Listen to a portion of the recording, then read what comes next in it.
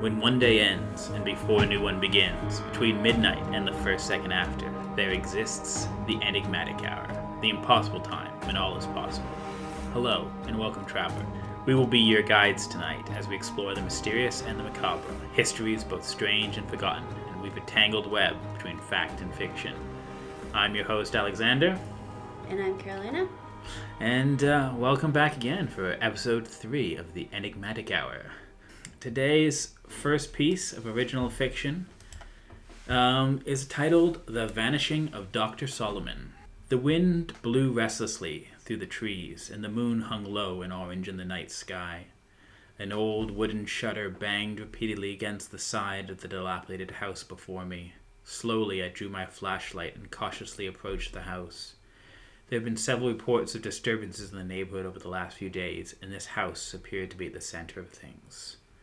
According to the county records, the home had been abandoned for over 5 years, and the place looked that way. That is, except for the recently installed lock on the door. The windows were covered with dust and grime, and despite my best efforts, I could see nothing of the interior. It seemed I had little choice but to venture inside, if I was to have any hope of unraveling the mystery that had been currently plaguing my desire. Although I'd been living in this small town for several months, the locals still treated me as though I was an unwelcome guest in their home. Even in my office of town doctor, they made offhanded comments as to how, no matter what fancy medical training I had, I would never measure up to old Doc Bradley, who had treated them all their lives. It was in my capacity as doctor that I had first noticed the strange occurrences. Otherwise healthy patients had come down with an acute fever and sickness that seemed to defy every test I put to it. Then there had been reports of several pets found mauled to death. The local paper had run a small article reporting that a wild animal was on loose and that pets and small children should be kept safely indoors at night. They seemed to be random occurrences at first glance, and yet as I looked for a cause and charted the cases, I noticed an odd pattern. The majority of cases had happened within a few blocks of a single abandoned home. The inquiries I made had revealed little about the home, except that it had been left vacant ever since the former occupant had died several years prior, and so lacking any more credible leads, I decided to take it upon myself to unravel the source of the events unfolding within this small town. Normally I'm not a heavy drinker, but standing there at the door to this eerie place, I felt compelled to take a large swig from the small flask I always carried in my breast pocket. Long ago I had treated a wanted thief, and in exchange he had given me a small metal lockpick, which I now used to quietly unlock the door before me. Slowly it creaked open. The interior was darker than the night. It was almost as though I was entering a black hole that threatened to swallow me up, never to see the light of day again. And yet I pressed into it with my flashlight held high in steely resolve. The floor was made of uneven wooden planks, and a fine layer of dust covered the entire place, except for a path leading into the kitchen, which appeared to be dust-free and well-tread. The furnishings in the home were large and old. Odd trinkets lay scattered everywhere, turning the shadows cast by my light into images of bizarre, misshapen beasts. Forward into the kitchen, it was as if I had walked into a solid wall of stench, so fierce that I could not help but keel over and gag. The odor was indescribable, as anything other than a blend of foul odors so intense that their original components were unidentifiable. It was several minutes before my nasal passages finally gave up and shut down enough for me to enter. The kitchen was dirty and in disarray. It was clear that the former occupant had not bothered to clean up before his unfortunate demise. As pots sat rusting in tepid pools of water, yet the room felt out of place with the rest of the house. It was almost as if someone had gone to a great deal of trouble to make it appear more distressed than it actually was. For despite the filth, there was an uncustomary lack of dust which the rest of the building possessed. I began to take careful stock of the floor, scanning it with my flashlight, when I noticed a small metal grate in the corner beside the refrigerator. As I examined it, I discovered a peculiar sticky substance on the inside of the grating. Reaching inside my pen, I was able to remove a small sample of it in hopes that it may lead to some clues as to the malady currently infecting the town. As I was standing up, my flashlight slipped from my grasp and hit the floor with an echoing thud. I stared in disbelief. Was it possible that there was in fact another room below the kitchen floor? If so, I was resolved to discover why someone had gone to the trouble of hiding it. I scoured the kitchen for almost an hour looking for some latch or lever, even the slightest trace of a trapdoor, but to no avail. I was just about to give up when the realization struck me that it overlooked a rather large possibility. And so I stared at the closed door of the refrigerator. The wind had picked up and was howling through the trees, and the beam of my flashlight was growing dimmer. But nonetheless, I reached out and pulled at the door. It swung open easily, and instead of being greeted by rows of plastic shelves as I had half hoped, instead there was a roughly carved spiral stone staircase descending into darkness. Taking a second swig from my flask, I made my way into the inky blackness of the stairwell and began a long, slow descent. How deeply it went, I cannot be sure. Even more puzzling was who had constructed it and why. From the look of the wall, it was very old, far older than even this house itself. Far below, I could make out what appeared to be a dull, flickering light. It gave me hope that there was in fact an end to this long descent, and I was not descending into the very bowels of hell.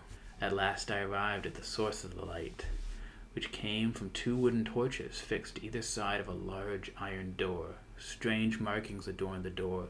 There were small protrusions along its surface that seemed to resemble faces trying to push through the barrier. A long metal ring hung from the door, and gripping it with both hands, I pulled on it with all my might. It took all my strength to shift the great door, but finally it began to create a gap big enough for me to squeeze through. What I found inside shocked me beyond belief. There were rows of cells on either wall with cast iron bars on the front and floor, and a series of chains and pulleys on top that could lower the cages to another level below. In the center of the room was a round stone well, and from it I could hear the sounds of running water. Bravely, I crossed the room when all of a sudden I could hear a splash from below. I froze in place, holding my breath so as not to make even the slightest sound, and listened. But there was only the sound of running water and the beating of my own heart. Still I braved forward and peered into the well, my flashlight aimed into its depth.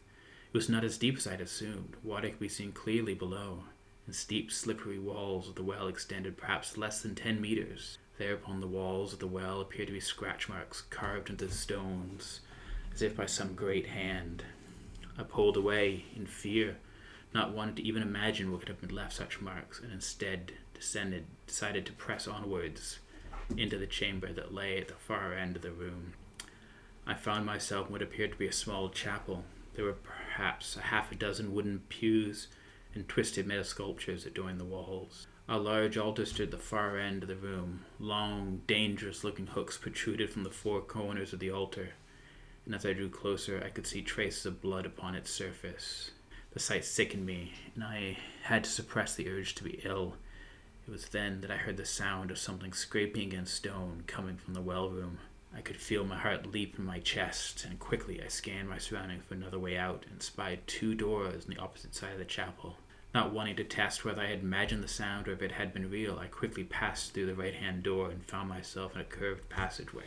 The walls were the same gray stone blocks that I had seen in the stairwell, except these had long metal tools and blades attached to them. I advanced quickly along the passage until I arrived at another wooden door. Slowly I opened it, taking the time to peer inside, only to discover myself in what looked like a cross between a laboratory and a torture chamber.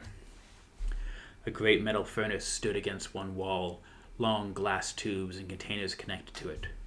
The jar was filled with a bubbling liquid, and in one large dark bottle about half my height in size I could make out some kind of shape floating within. On one side of the room there was a large table with tight restraints attached to it, and a series of electrical nodes resting on top. Each node had a long metal spike at the end, as if to skewer some unfortunate patient. I looked around the room, but there appeared to be only one other way out, through the wooden door similar to the one I had entered. From that I was convinced it would only lead me back to the chapel. Then I saw it, an old red book resting on the desk, the pages yellowed with age. From the cover it appeared to be a journal perhaps, one that might explain the bizarre sights I had seen within this old house. But before I could sate my curiosity, there came a slippery sound of something wet moving across stone. It was coming from the passageway I had just walked down. It was drawing nearer. Its pace seemed to quicken as if sensing my presence. I quickly made a dash for the other door and ran down the passageway beyond. I raced along its curved surface until I emerged once again in the chapel. Not stopping to rest, I decided that my only safety lay beyond the great iron door. However, fortune was not on my side. The great iron door it had been such a challenge for me to open was shut tight. I was trapped. I could hear water. I could hear whatever was pursued me drawing nearer, the claws scratching against the stone. I looked for some means of defense or escape until my eyes focused upon the well. The water in was definitely moving, so the current must lead to the coast. A chill ran down my spine and my blood grew cold. Thick, heavy breathing growing behind me, louder and louder. It was all I could hear. I was rooted to the spot, unable to move for fear of what lay behind me. I felt a hot, damp breath upon my neck and followed by a wet tongue. The sensation broke me from my trance. With no option left to me, I leapt into the well, pain raking across my back before I came crashing to the icy waters below. Pulled along rapidly by the current, I struggled to remain above the surface, but the fast-moving water kept pulling me under. I managed to make a desperate bid for air and then collapsed, letting it take me where it will. I could see nothing but darkness and hear nothing but the sound of blood rushing to my ears. I may have blacked out, who knows, but my last recollections were of sand and the sounds of gulls in the distance. And that's that. Finn. It's creepy. You like it? Yeah. It's this is shivers. I tried to give it sort of like a Lovecrafty, Yeah, where he's exploring this new unknown. Yeah, there's no quite answers of what's going on, just hints of more terror. Yeah, more terror beyond imagination. Yeah, I like that. It does open up your imagination to think of, I guess to imagine all sorts of different creatures and all sorts of different circumstances that he would have caused him to be going. I'm sorry, there's a cat. There's a cat distracting. She's our producer. She's making sure we're staying on track. Yes. So even though that was quite creepy, it was also kind of cute because I had a cat with me the entire time, so I felt quite safe. Yeah, she was desperate to sit on your lap. Yeah, while your character was going off on his adventure into the creepy void. Aww. So, as a very harsh transition, let's delve into today's topic. I can't wait. So today we're going to talk about one of the most classic monsters, the vampire. So other than wanting to be one at the age of 13 and 14, I've always enjoyed vampires, even beyond the age of 14. There are so many different types of vampires in our pop culture, from that humanoid, romantic, glittery vampire to a more monstrous, animalistic, and undead nightmare. They're such a diverse group that they even go vegetarian. So I don't know if you remember Count Duckula, but apparently in his transition to vampirism, ketchup took the place of blood. And, okay. And he was just a fiend for ketchup. It also reminds me of that old cartoon Adventure Time, where you had a character called Marceline, the Vampire Queen. Oh, that's fantastic. And she just drank red. So she would drink the red from a bow tie or from an apple. You know what? It's a wonderful color, and I can understand why she'd be drawn to that. Yeah. It's a very passionate color. So for vegans, there is also a series that I discovered called Adventures of a Vegan Vampire. It's very much... It's a very easy read. It's a fun read, but it's an easy read. So, veganism is all about consent and that you can't eat animals that don't consent to it. So doesn't that mean that if you're a vampire, you can drink blood as long as the person is fine with you drinking their blood? Is that what a vegan vampire is? They get consent first? No, so this, the character in these books is actually repulsed by blood and is only satiated by juice. What kind of juice? Any kind of juice, it seems. She's very... she's basically addicted to juice. Also coffee. She's really into coffee. But if she has too much coffee, she hallucinates. What I'm picturing is one of those, Lululemon, one of those women who wear Lululemon pants and always coming out of the gym or going to the gym. That's basically the type of character she is. Yes, Okay. yes, but she's also a detective. Oh. In the supernatural realm, so it's not exactly deep thinking. How does it compare to iZombie, though? Because that was fantastic. I would say it's a few steps below that. Not as good as iZombie. Okay. Definitely not as good as iZombie. It's something, if you want to read a book in an afternoon, these are fun. Okay. Sort of on the Twilight. Okay.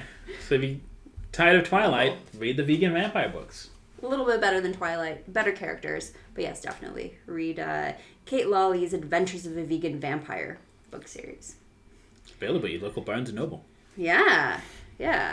So I always wonder where these stories come from.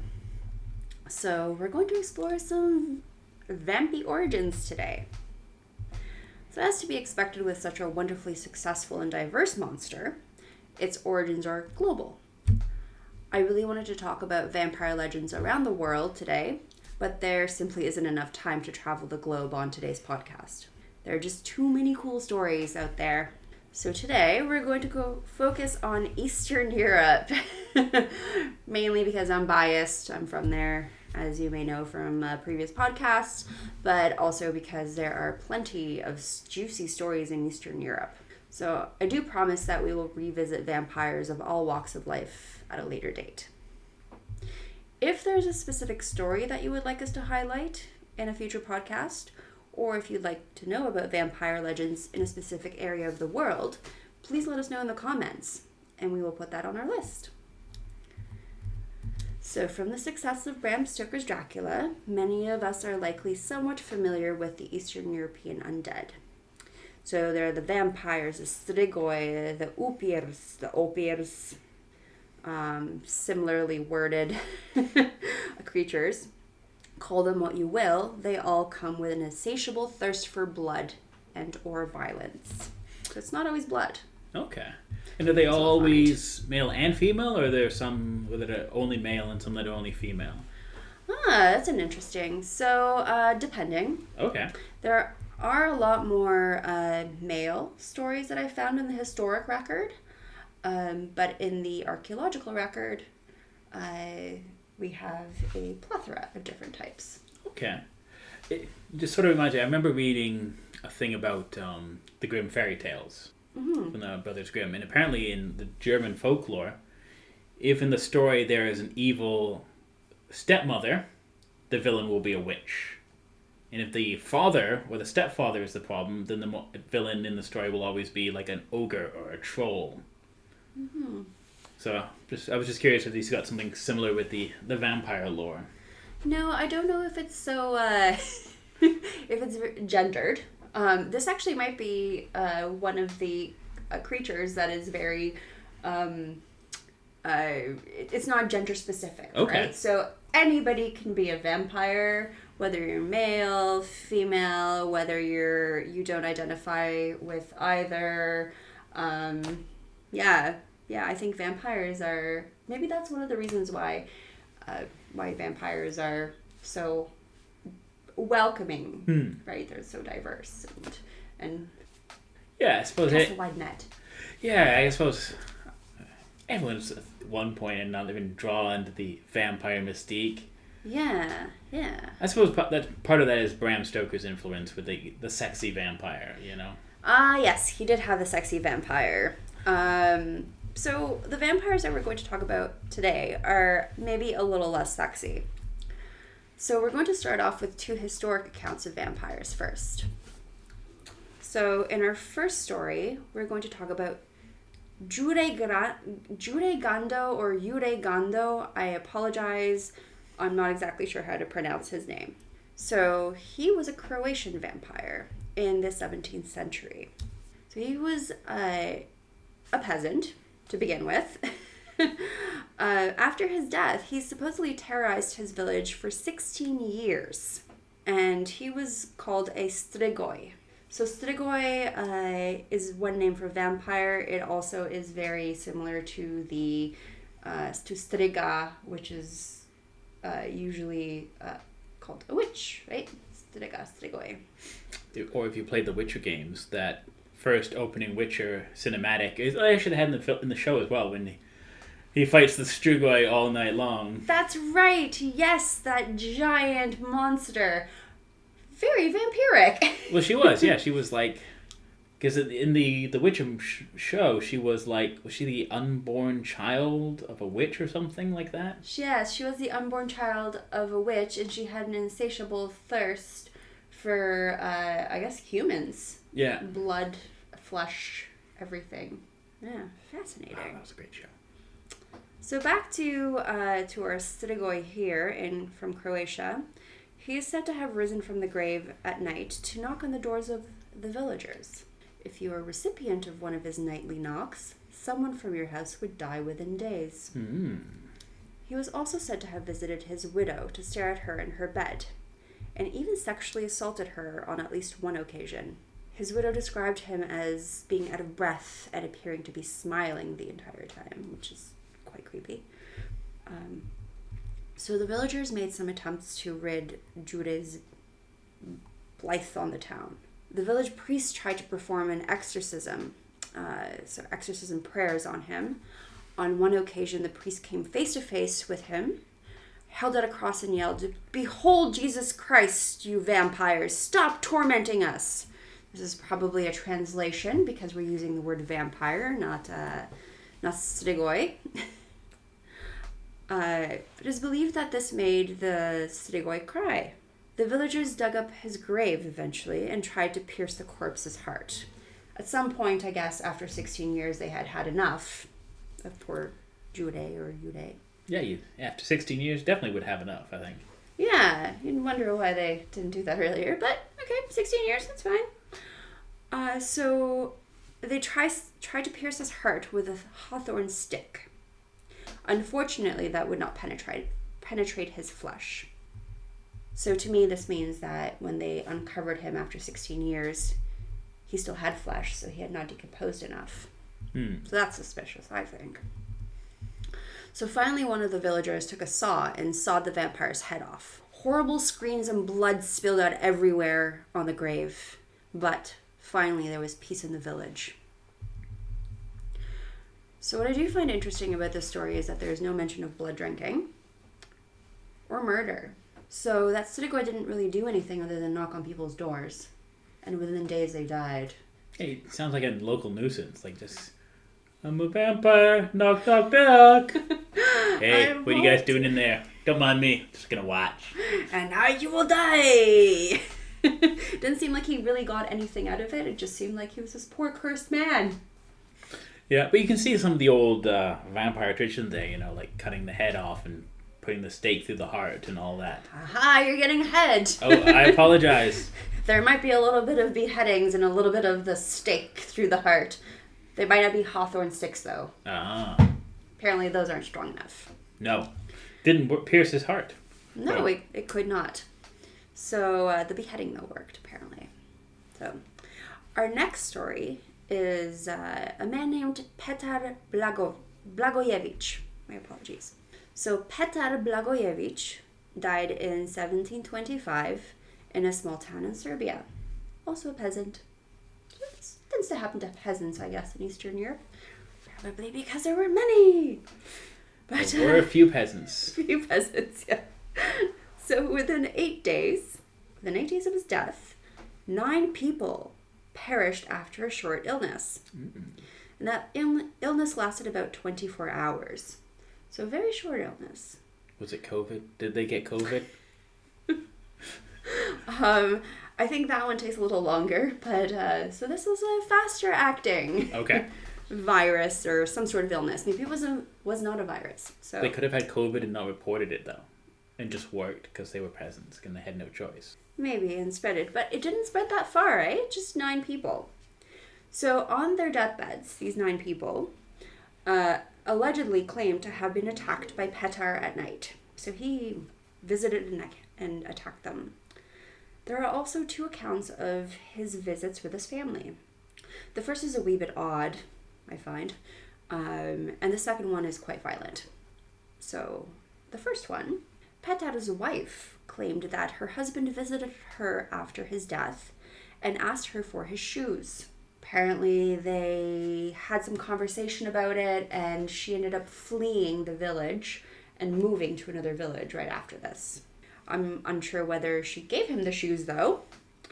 It must have been, like, you know how people get fixated on stuff, like, to the point where you come back from the grave, track down your, widow to make sure, I gotta get my shoes. She said, don't leave your shoes out. I gotta get the shoes. Maybe they were just his favorite pair of shoes, and he really wanted to, like, go blood drinking, and he just didn't like the kicks. He's like, I can't go to heaven or hell without my good shoes, Right, you buried me in these canvas sneakers. I want my leather boots. Yeah. So she ended up surviving this, allegedly. But our second account is a little bit more violent. So in this story, Petad came back to his house demanding food from his son. His son refused to give him food because his father was no longer living. And being peasants, they probably did not have a lot to give to the living, never mind the dead. It's getting a little greedy. So Petad brutally murdered his son. Beat him and brutally murdered him. And probably took the food. But did not drink his blood. So that was interesting. So the villagers, understandably, were upset by these events. And they disinterred poor, recently dead or undead Petad. And they found clear signs of vampirism. So for one, Petad's hair, beard, and nails had grown. Yeah, so he looked even better than he had prior to his death. His skin was practically glowing. It looked so healthy. So... Sorry, I'm just picturing them like, Petra, he looks good with a beard. Don't you think? He should have grown it out years ago. Should have grown it out. And his nails look great. And he has this glow. Like, what have you been doing, man? What have you been doing? Unfortunately, probably the most troubling find for them was that his mouth was very visibly covered in blood. Oh. Did he have his shoes on, though? You know what? I'm not sure. That was not part of the account. I do hope that he had his nice leather kicks, though. Yeah, like he went to the trouble of getting them from his wife, so... Right? She had to flee the town. So with obviously these clear signs of vampirism present, shoes or not, the villagers did what was necessary, they deemed necessary, and drove a stake through Petad's heart. So fresh blood was said to erupt from his wound, and he troubled the town no more. So that's where we get that stake through the heart. So we now know that the signs the townspeople interpreted as signs of vampirism are actually part of the naturally occurring decomposition process. But across Eastern Europe in the 17th century, they indicated an unnatural corruption of the flesh. So we've talked about a few of the ways that Eastern Europeans killed vampires. Would you like to hear some of the other ways? Definitely. So vampires were sometimes buried at a crossroads. We find that in the Czech Republic in some, in that area in some cases. Crossroads are very common in like lore, like witchcraft and demon stuff. Like you have the famous case of the blues singer. Met the devil at the crossroads. Yeah, right? some met the devil at the crossroads to get the Billy to play the blues. And right. What was his name? Robert Johnson. Sorry, Robert That's right. Johnson. You have this idea that crossroads have power. They're places of influence. I wonder if that's because where all of the action kind of happened, chaos and action, and yeah, I don't know. Is it because it was a central meeting place, or if it was just such an important landmark, and especially in a rural society where this road goes straight for 20 miles, and then there's another road that crosses it. Whoa! Is it sort of like that? Maybe some religion mixed in there with like a crossroad and a cross, and it's sort of almost the representation of a cross on the earth itself, Right. An inverted or a properly, I guess, Christian cross, depending on the way you view it. So yeah, could be. I think we should probably explore the crossroads at a later episode and see if maybe there's a story behind this. Yeah, I suppose if they're in Eastern Europe, some of them might be using the Coptic cross rather than the Christian cross, but depending on where. So there are several different Christian backgrounds. So you do have the Roman Catholic. The Czech Republic is currently modern Czechs are Roman Catholic. Okay. So they use the same cross that they do in North America, same cross that Anglicans use. It's the Orthodox faith that uses the Coptic cross. Yeah, so but in 17th century Czech Republic, were they Orthodox or were they Christian still? They were still Roman Catholic. The Roman Catholic? Yeah, okay. In that area they were Roman Catholic. Okay. So, in going over to Bulgaria, which is down south, vampires have been found to be chained to their grave with garlands of wild roses around them. And there's also been a lot of stakes through the heart in that area as well. Mostly iron, though. But we'll get into that soon. Well, iron also plays a heavy load, and we talked about the fairy lore the other episode. Mm-hmm. The idea of one of the ways you keep off the supernatural beings is with cold iron. Right. Yes. I wonder why iron is so such an important metal in that. Yeah, it's a good question. I suppose because it is a very human metal. Do you think it was the strongest at the time? It was the strongest, most common metal, and it was it was something very unnatural because you didn't get iron from nature. You had to make it and shape it, and Right. There was a lot of effort put into it, a lot of human sweat, blood, and tears. Yeah. Excellent. So we also find that we found vampires with their heads cut off and the skull placed between their legs, which we'll get into. And then in Russia, Russians have tended to use wooden stakes through the heart. So very similar to the Dracula lore, I guess.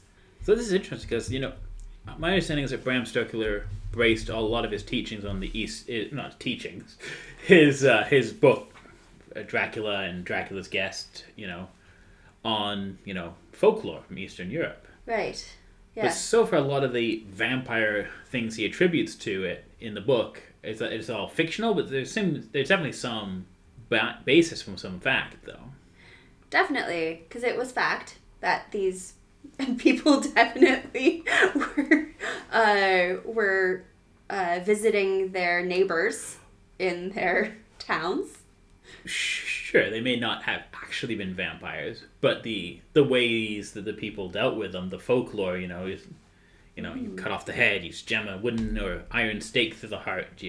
I don't know, you put roses around the neck, a garland of roses or garlic, Or a garland of fan garlic. Yeah, you're right. Yeah, it's very similar. Well, even in the first story you mentioned, how the power of the cross drove back the vampire, that's... Very classic. That's very Bram classic. Stoker. Yeah.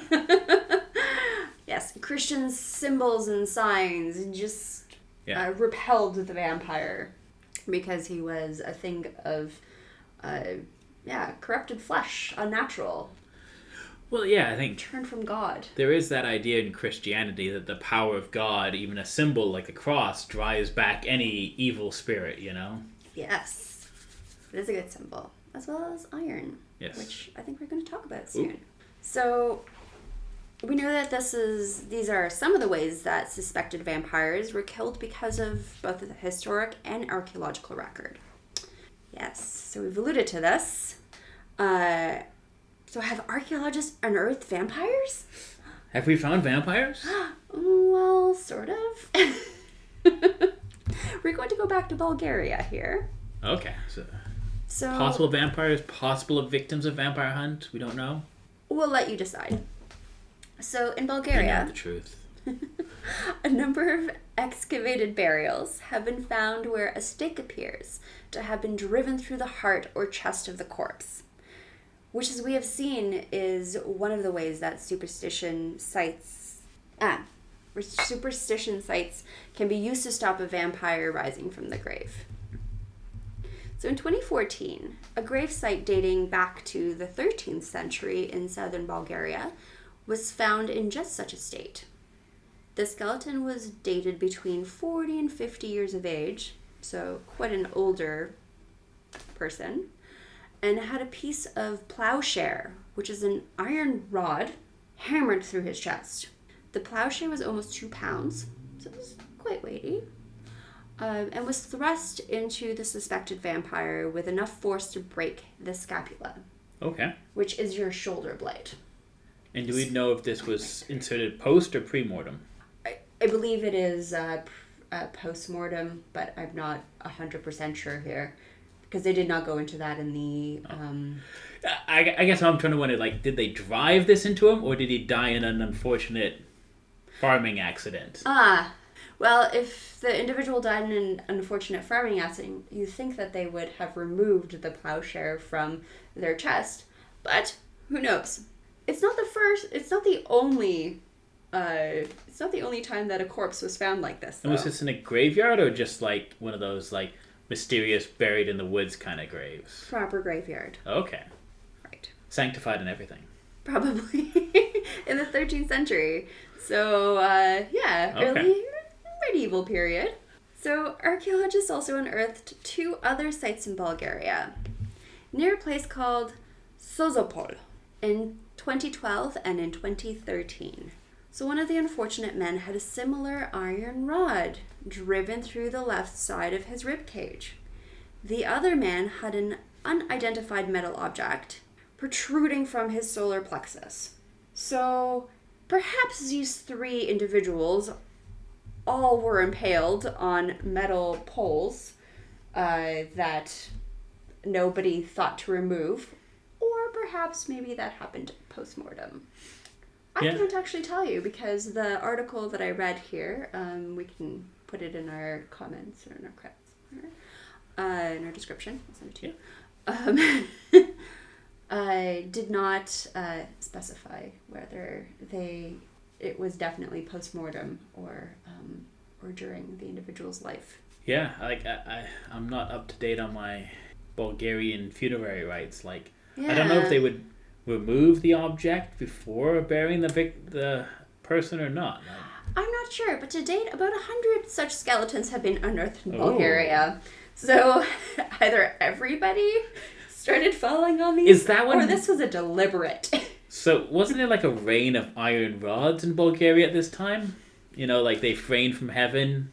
You know, in the 12th century, we don't have much of a historic record to really go by, so... Okay, so it sounds like this was probably a practice, you know? Yeah. Oh, Uncle Joe died. Quick, Yuri, hammer a metal spike through him. So there actually is a possible explanation. Okay. So in this area, in the Sozopol region of Bulgaria, during this time, there was a religious Christian sect that had retained many of its pagan elements. Ooh.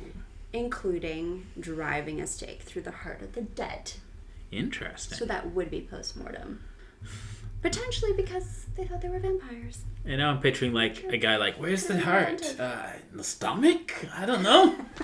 just drive it in there. It's good. It's good. We got 3 more guys to do today. It's somewhere in the torso area.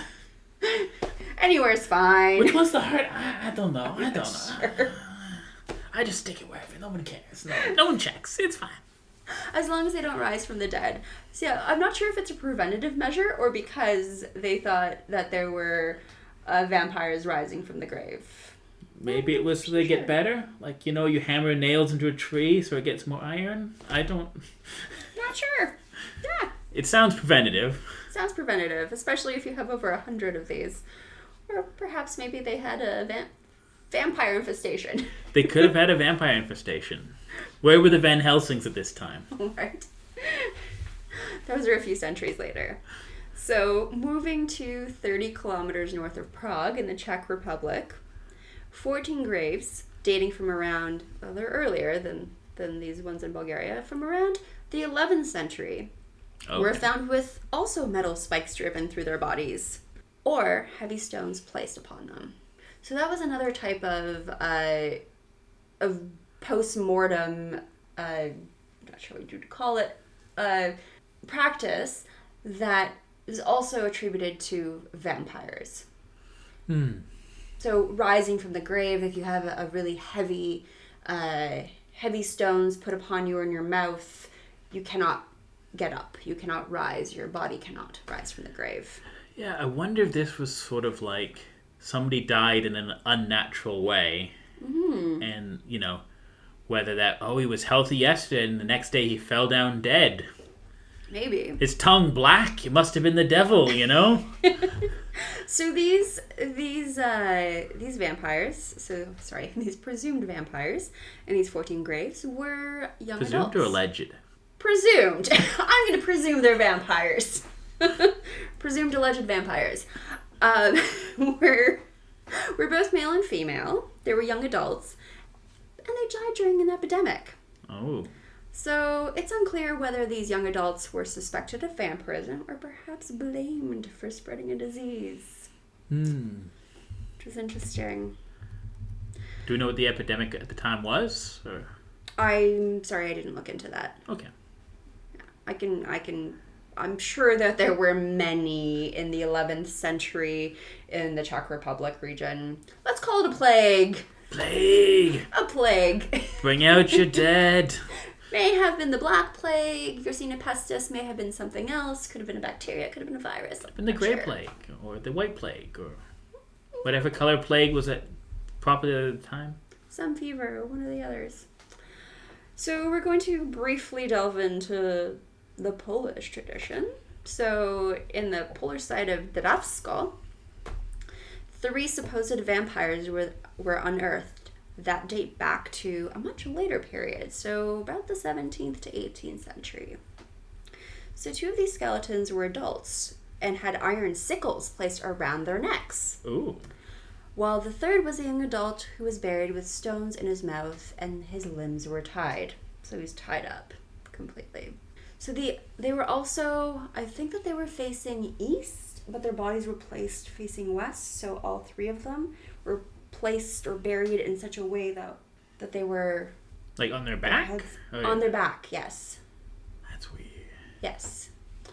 So I'm not sure what that is about, but also the sickle was thought to ward off evil, and bearing the sharp sickle with the corpse was thought to deflate the bloated vampire.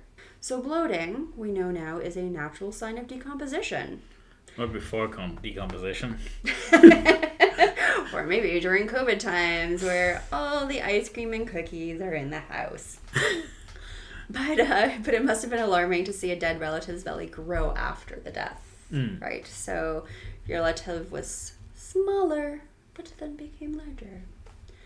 So, as with poor Jure or Jure Gando, I really hope that somebody tells me exactly how to pronounce his name. I tried to find it, but I could not find how to pronounce his name. Another common way of killing vampires in Eastern Europe was to cut off their head. Ooh. So grave sites in several countries have been found to contain decapitated corpses, sometimes with other characteristic signs of vampire belief, like stones in the mouth.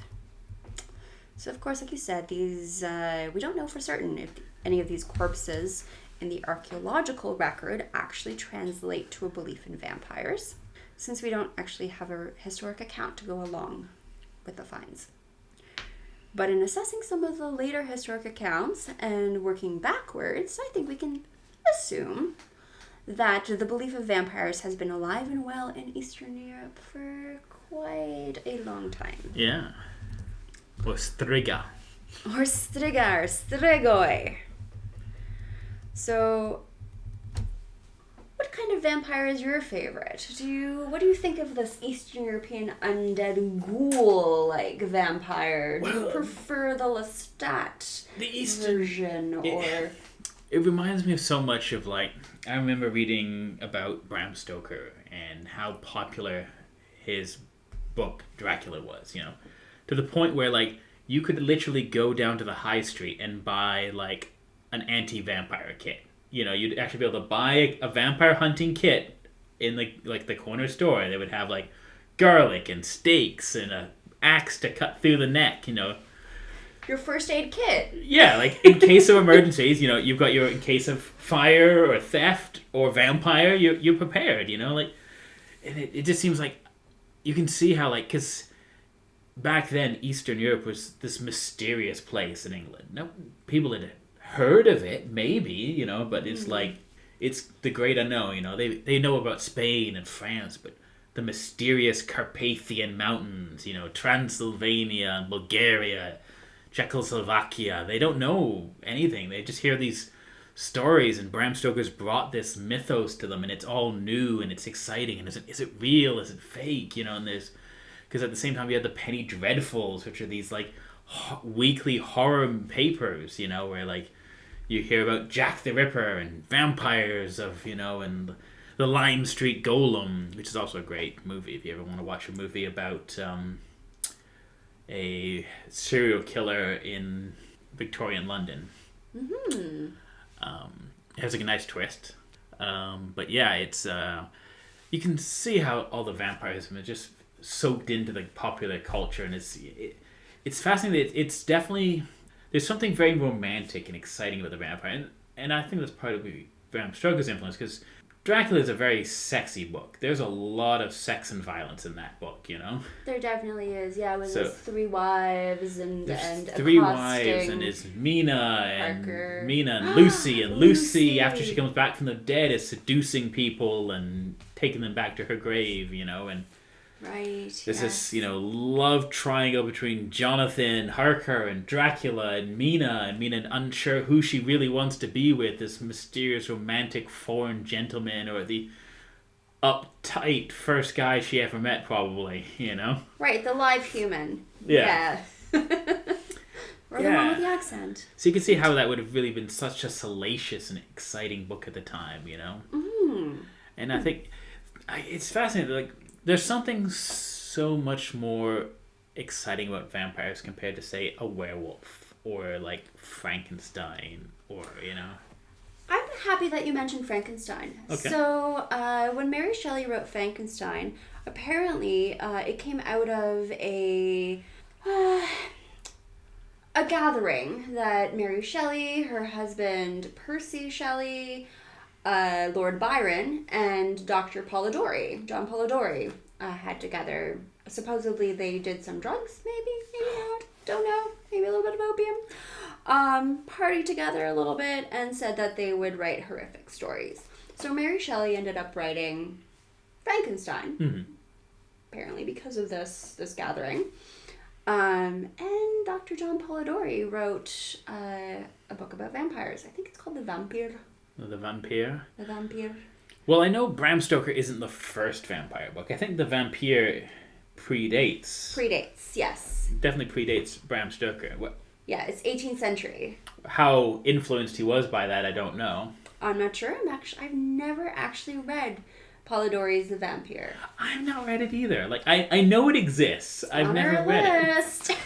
Like, I've never even researched really Bram Stoker. Like, I know Dracula came out of a short story he wrote called Dracula's Guest, which is basically that first part of the book where Jonathan Harker is in the castle. I did not know that. Yeah, and let's face it, the best part of Dracula is obviously Renfield, the coolest, insane person. He's pretty cool, yeah. I'm not sure that anyone had, created that ghoulish character minus the blood drinking, plus the fly eating. Yeah, well, there's that whole thing where like, I need the sugar to catch the flies, to catch the spiders, and then he wants to eat the spiders, and he uses the spiders to catch this sort of progression of like more larger and more progressive life, you know, like he wants to become like Dracula, drinking from humans, and he's like working his way up, and he wants like a cat so that he can drink the cat, you know. Mm-hmm. But that's actually, the idea of the cat comes from the doctor, Dr. Stewart, who suggests that maybe a cat to eat the rats, you know. Yeah. You know what? I've never really enjoyed Renfield. Okay. I think I was more of a fan of, I was a huge fan of Lucy. Yes, master. I guess because he was so, I don't know. Yeah, he was, submissive to the vampire, and I just felt like he didn't get anything out of it, and he should have really been a little bit, I don't know, tougher. But again, I guess that's the spoiler, I guess. That spoiler if you've never heard of Dracula. But in the end, it's Renfield stops Dracula from taking Mina when Dracula tries to invade the asylum. Because after Dracula doesn't fulfill his promises to Renfield and rejects him, Renfield has taken solace in Mina's company, and he's with the strength of madness is able to hold back the gaseous form of Dracula that's invading giving them time to escape. I guess I wanted him to fight back earlier and to actually become a vampire, so to demand it from Dracula. I just thought he was owed it, rather than to have to fight for other people all the time. So yeah, maybe I just didn't. I guess that's where the idea of the vampire thrall comes from, the Renfield character, where the thralls, regardless of what vampire lore you read or fictional account, the vampire thrall always is desperate to become a vampire, and they are completely subservient. They'll do whatever the vampire master wants until they get that fulfillment of hopefully one day becoming a vampire themselves. Yeah. You work long enough, you get paid an exposure, and one day you'll get a full-time position. Have you, so, What We Do in the Shadows, really good example of that Renfield character. I don't know if you've watched so there's a movie, and then... I've seen the movie, but not the show. So the show is quite good. I think they really explore that Renfield character very well. What's his name? Guillermo, I believe.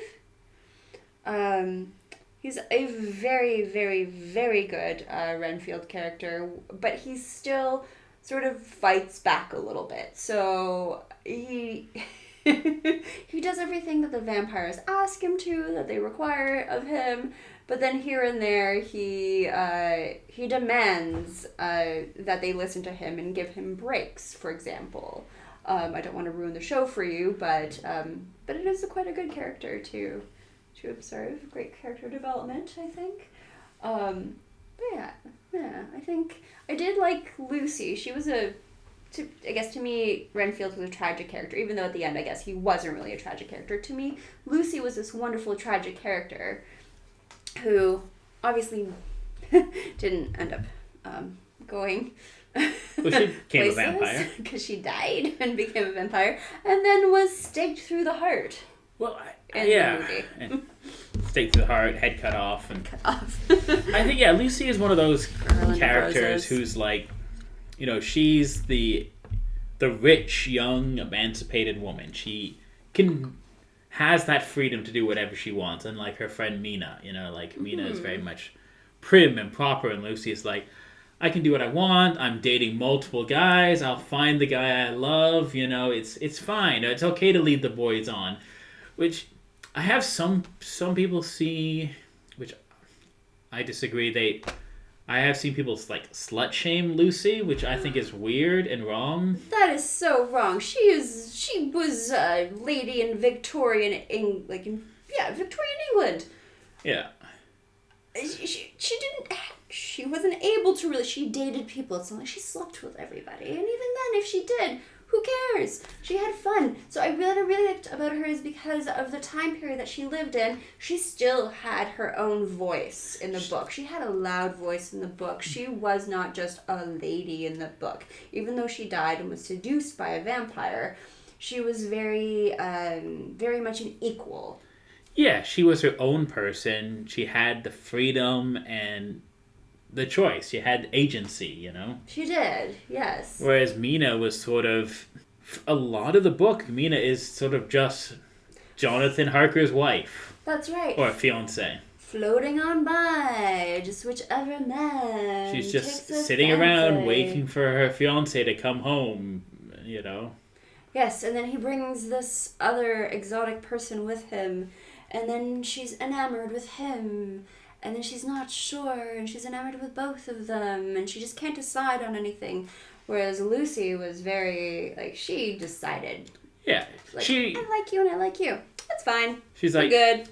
she was like, yes, I am sort of seeing these three guys, but really I've sort of made up my mind of which one I really want to be with. But, This is kind of fun. this is kind of fun to be at the center of attention, so I'm going to be a little flirty and a little fun, but, I'm not going to do anything, Right, but it wasn't a woe is me. Woe is me, oh, the night ravens, oh, Jonathan, when shall you return from Transylvania? I have missed you these long months. Oh no.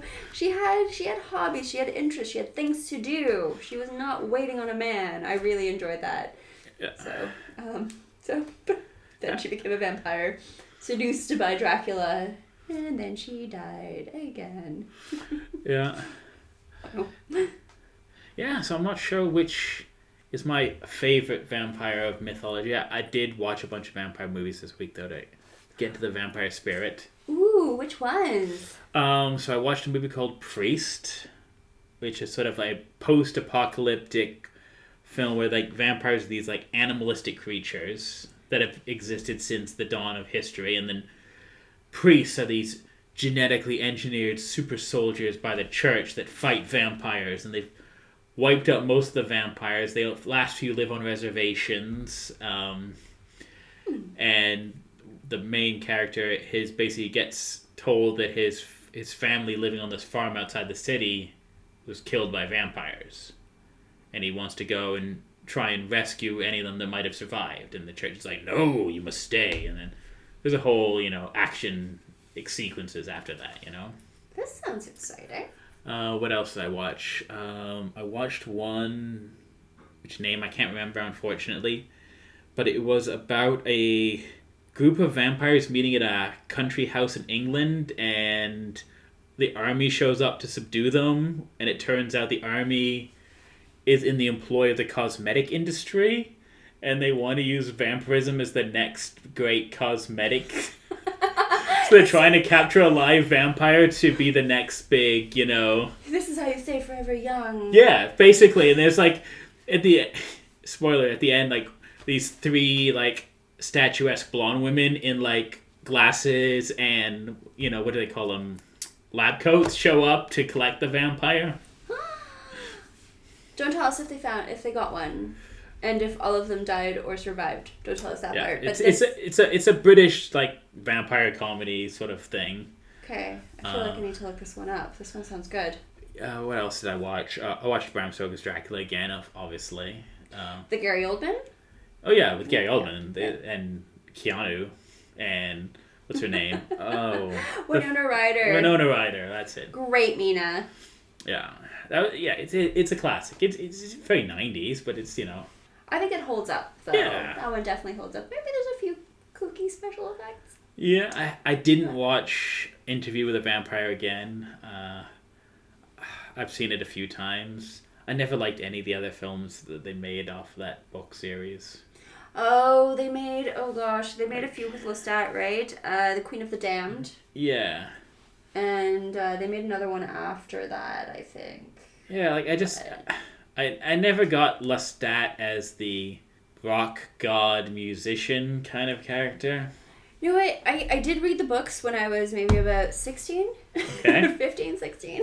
So this is after my 13, 14 like craze where I really wanted to be a vampire. Just a little bit later. And I remember the book being really good. And it made sense for Lestat to be a rock god at that point in time, just the way that Anne Rice framed it. So there was a lot of history leading up to him becoming a rock god, right? Because you have this long life.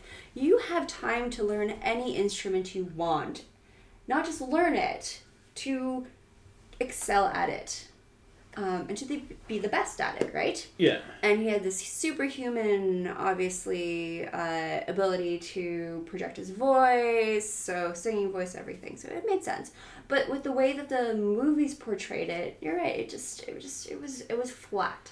Yeah, I think as well because like one of the key takeaways I remember from the book Interview with a Vampire, or at least the film. I haven't read the book. I apologize. It's the same. Is this idea that vampires have a difficulty keeping up with society, and one of the reasons they turn people into vampires is sort of their way of reconnecting with society. Mm-hmm. How they like the longer they live, the harder it is to like adjust to like what this is what kids are listening to these days. Where's the harpsichord? You know?